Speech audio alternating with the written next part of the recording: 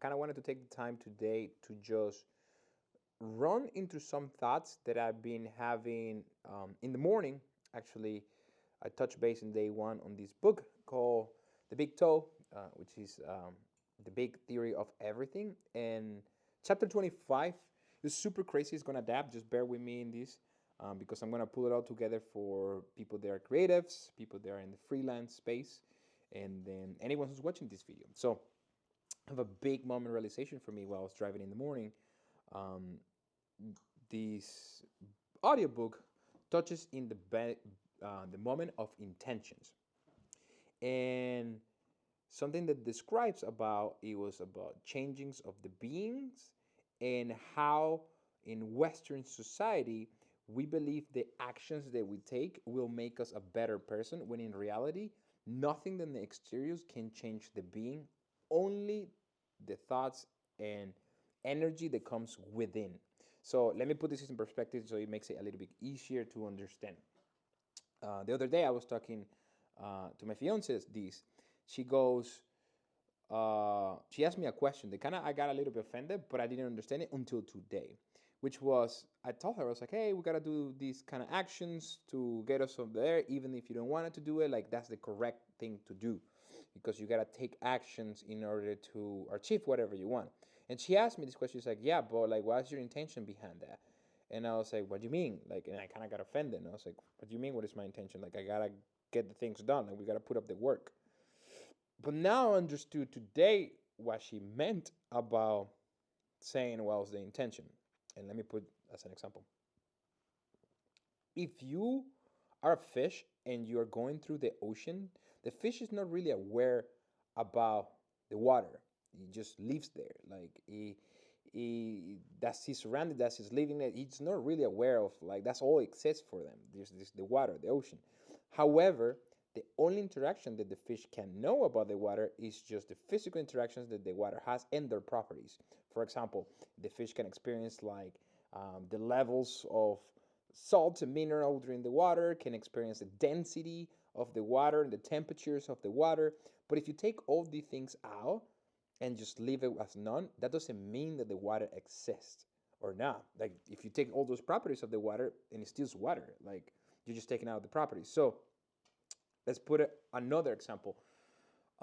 When you go and say, I have to do yoga, yoga is a good practice for me, or I have to meditate because everyone who's successful or everyone who has these higher levels of consciousness meditates. So I must meditate in order to achieve those kind of things. You're looking at that example as your intellect. That's your intellect and your emotional external intellect telling you there is a physical action that you must take to do a change within yourself. And this I just came into realization today, which is Western society teaches you that you must have to do some type of actions to make a change within yourself. But nothing, again, like I started the video, nothing can change the being other than within. So if you actually transform the being with the intent and your purpose, meditation or yoga is just a practice that just feels good. You're doing it because you're not doing it because meditation is going to change you and going to make you a better person. You are already a better person, and therefore you do the action. So the change is coming within, not you looking at an external thing that is going to produce that change. I don't know if that makes sense, but it's some realization that I came today, and that's when I understood her question, that it was, what was the intent? Why are you doing these things? Because if you haven't changed the being and haven't put yourself in the why you're doing this, then you're just acting or looking for external actions, the hoping that it's going to change your internal beliefs. And now that I touch about beliefs, what are those beliefs? Whether we like it or not, and whether we are aware or we are not aware, our physical reality is completely the result of our beliefs. And what are those beliefs? Those beliefs are our being or consciousness that we have at that moment in time. So, if we want to change our beliefs, one of the good practices, again, will be maintaining any practice that you want, let's say yoga, meditation, or whatever, maintaining a practice for a period of a time will guarantee that it changes your reality. Let's say um, I'm gonna go to the gym and I'm gonna choose going to the gym as a practice. Um, by me going to the gym and in a long period of time with consistency and sustaining that practice, it will shift my physical world. It will shift my body. It will shift the material world. Therefore, it will unlock a higher level of my being and understanding that I can, by my mind, I can change my physical body. And this can apply for anything. But if you're struggling into creating the new reality by picking and choosing a specific, um, could be again meditation, could be a gym, could be, I don't know, painting, whatever it works for you, but maintaining it for a very long time and really advancing into it, now it doesn't become a belief, it becomes a reality for you. So you can leave your world believing all these acts as like, hey, I'm gonna go to the gym, I'm gonna have a six pack. Or you could say, oh yeah, if I really go to the gym, I'll probably get a six pack. But have you gotten it yet? Have you know how's the process? Do you really went through that long period of time to get you the six pack? If you haven't, if you have done it, you probably know and you believe that it's possible because you live it through it. If you never have it and you think, oh yeah, I could do it, but I've never done it, then you're just living your world in just false beliefs, and then you never do it. Sorry, you will never know until you do it. So that expanding your levels of consciousness or expanding your reality means you making a change within themselves and going full at it. And that's when probably could stop you, like things like ego, fear. There are other representations of ego, that it shakes at your kind of world because there's a lot of uncertainty when you're going through changes.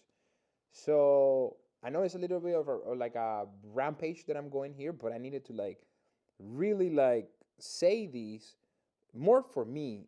That is a crazy realization, that I have today, which is all those changes just happen whenever. You don't need meditation to all of a sudden come in an awareness moment of your life. You don't need any practices. You just need you to do it.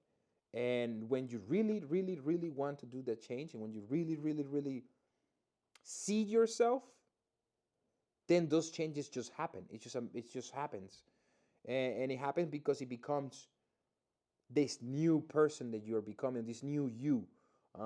That's what you will see many examples of people like all of a sudden just like, yep, I stopped smoking cigarettes, and one day I just decided I'm just not a smoker anymore, and the person just cold turkey just stopped. And those are those profound changes that people just, you will say, oh, all of a sudden he just changed. No, he just had a within himself shifted his belief and then went full at it as, hey, this is my new me. So when you see yourself struggling into changing a behavior that you perhaps don't want, and you are aware that you don't want to continue to do these actions, it is important that by stopping it, understanding is like why I keep doing it, why I failed to stop it completely. Is maybe the answer doesn't come at you actually stopping the action.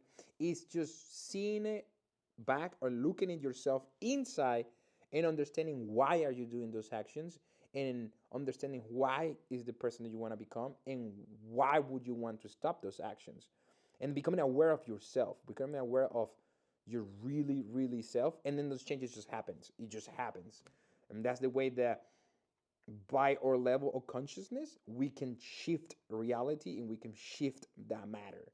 So I hope that kind of makes sense, this ramble that I'm doing. And if it doesn't, believe me, just stick with me in the next video, because I'm gonna start putting more of these every day and kind of digesting it a little bit. I'm just in this one today, it's just mind blowing to me. Tomorrow probably will make much sense, and we'll keep sharing and we'll keep growing, just like I mentioned before in day one and in day two. This is a journey that we're going together. So yeah, I guess I'll see you day 4. Yes, day 4. And yeah, do your own things. Just subscribe it, do whatever you gotta do. I'll see you day 4.